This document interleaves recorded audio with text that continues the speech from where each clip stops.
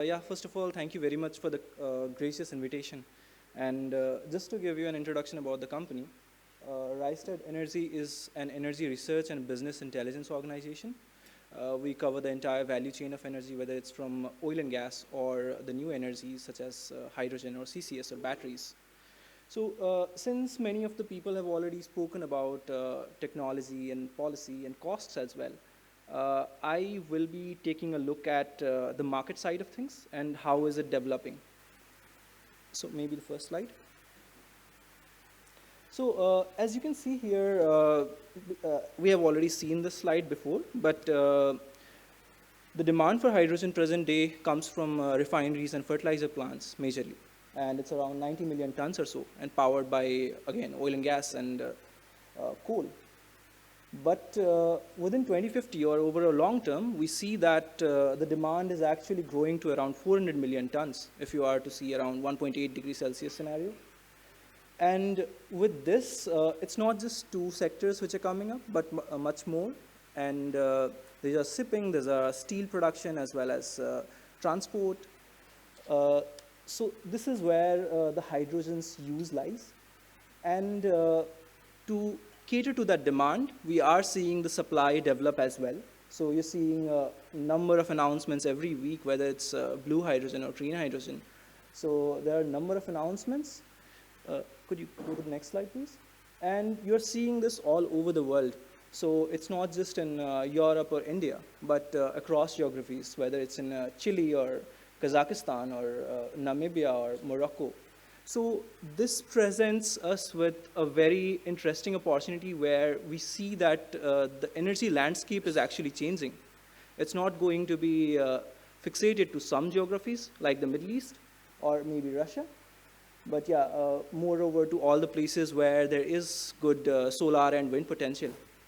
So that is something interesting, and the trends have been very stable for the last 2 years. We have seen around in 2021, 26 million tons of announced capacity. In 2022, we have seen 23 million tons. In this year, we have seen already 12 million tons announced, and the growth is pretty strong. So maybe we can move to the next slide. And here what you're seeing today is that I think the speaker from yesterday, Mr. Mika, also mentioned this, that one of the major challenges here is that the projects are not seeing FIDs. Only around 4%, 4 to 5% of the projects have seen FIDs in terms of green hydrogen projects. And again, there is the policy barrier. And I think we're already working on it with policies coming up both in US in the form of Inflation Reduction Act or REPower EU. So these are the policies. In case of India, it's as one of us mentioned yesterday, it was consumption obligation coming up in refineries very soon. And that's quite interesting. So what presents the problem here today is that there is a need for electrolyzer now. In the previous slide, you saw there are multiple gigawatt scale projects coming up in geographies like Morocco. But again, that would, if I had to make an assumption from our analysis, it would require around 3,000 gigawatts all over the globe, which is a very big number. And if we are looking at a short-term analysis until 2030, we see that we're already in overcapacity. Now, this the first chart that you're looking at is a capacity utilization chart. So basically, what is the available announced capacity versus what is the number of projects that are going to see FIDs? So that is actually quite interesting. If you look at this, you know that most of the projects in the short term are maybe before 2025 are small-scale projects. But after 2025 or near the starting of 2030s, those are more gigawatt-scale projects. That is where the utilization factor actually increases, and you can make the full uses of the manufacturing facilities that we have. But again, you need to develop those facilities, and it takes 1 to 2 years to set up those gigawatt-scale factories. So that is something interesting that we need to see, and electrolyzer industries need to understand both the demand as well as the supply. And on the technology side, since we are an energy research company, we look at what are the different projects which are looking at maybe alkaline or PEM electrolyzers. So we see that a lot of it is being powered by two technologies, the conventional ones, alkaline and PEM, in the short term, but there is a development for both SOEC and AEM as well as it commercializes over this decade and prospers more in this next one. Maybe in the next slide. Okay, so just to give you an overview of today's electrolyzer industry, we are seeing around 13 gigawatts of electrolyzer manufacturing, of which 65% is owned by China. And the question arises here, are we going to see something similar to what we saw in case of solar? Is China again going to dominate? And here I would say no. So the reason here is that you're seeing a difference in the policies that are coming up, both in case of Inflation Reduction Act, RE-Power EU coming up, as well as National Green Hydrogen Mission in India. So you're seeing a lot of capital going into it. And a lot of manufacturers are actually shifting bases to these places. So just after the Inflation Reduction Act, the electrolyzer companies that have announced their capacity, it's crossed 150%. In Europe, you would see that around 50%, 45 to 50%. So you see this demand growing up, but then you compare the different regions. So you look at Australia and Africa and South America where these gigawatt scale plants are coming up. But the electrolyzer capacity is being built in regions such as Asia, Europe, and North America. So this presents an interesting phenomenon. This is happening right now. So a trade of electrolyzers is going to these places where you're seeing a trade of hydrogen from Australia and Africa towards demand centers in Europe and North America. You're seeing electrolyzers being shipped from these places to the net neutral or net importer countries.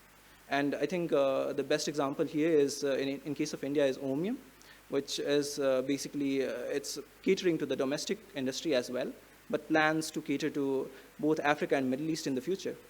So that's something very interesting. Maybe the next slide. Yeah, so just to give you, since this is in India and we're looking at India, how is the Indian scenario developing? So as you can see on the right-hand side of the graph, there are multiple players which have announced the preferred derivative or ammonia. Acme is there, Greenco, Avada, everybody has announced a 1 million ton ammonia plant.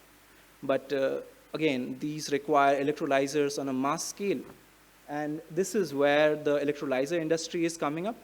And I think many of the speakers before me have already spoken that we are certainly at a lower TRL level in terms of indigenous technologies.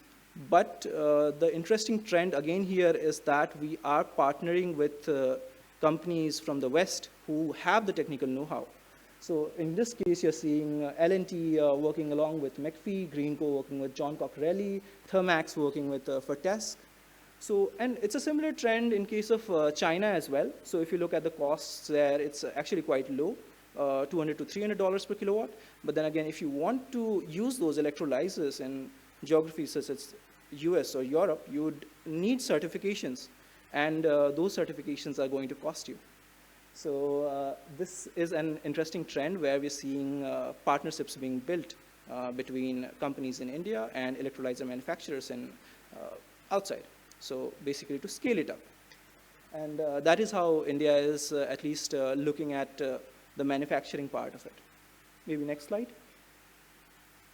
Yeah, I think Mr. Mehta already covered this. Materials challenge is a very big issue. And I think one of the most important part here is that platinum and iridium, right? So those are the major things that are actually running the PEM electrolyzer so efficiently. So here, as Tino is already working on decreasing that around 200 times, if I'm not wrong, iridium. But there are other ways you can do it. You can replace those materials, but then you can see the challenges that we saw in the earlier slide. You can replace those, you can decrease the loading rates, or you could develop the iridium recycling industry as well. We do not have it yet, but at some point we're going to need it. So that presents an interesting view. Apart from that, of course, there are challenges in terms of scale. Right now, the electrolyzers being built are majority of them are assembled by us. It's not, the assembly is not serial manufacturing or not even automated. So that is something that we need to work on to scale these, and so that we see the drop in cost that we expect. And finally, coming to the last point of my presentation, I think we are already seeing a number of electrolyzer technologies coming up, whether it's high SATA or supercritical solutions. They're coming up with either 95% efficiency or 200 bars of pressure of hydrogen, which basically removes compressor. But again, those are very interesting technologies, but at a lower TRL level. And this is something that we should work on so that we do see a bright future for this electrolyzer industry. But yeah, I think this concludes my presentation on how we see the manufacturing industry develop. Thank you.